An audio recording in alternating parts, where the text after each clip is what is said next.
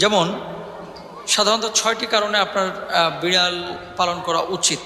1 number, বিড়াল যদি বাড়ির মধ্যে থাকে, আল্লাহ রসুল সাল্লাল্লাহু আলাইহি ওয়াসাল্লাম যেহেতু তিনি পছন্দ করেছেন, সুতরাং রসুল সাল্লাল্লাহু আলাইহি ওয়াসাল্লামের পছন্দের প্রাণী আপনার বাড়িতে আছে। মানে আল্লাহর রসুল যে প্রাণীটাকে পছন্দ করেছেন সেই প্রাণীটা আপনার বাড়িতে ফেরেশতা নিয়ে আসবেন।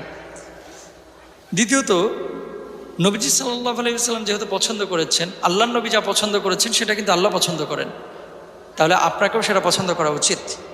3 নাম্বার, আল্লাহ রসুল সাল্লাল্লাহু আলাইহি ওয়াসাল্লাম ভালোবেসেছেন, তার মানে বিড়ালকে ভালোবাসা এটা সুন্নাহ।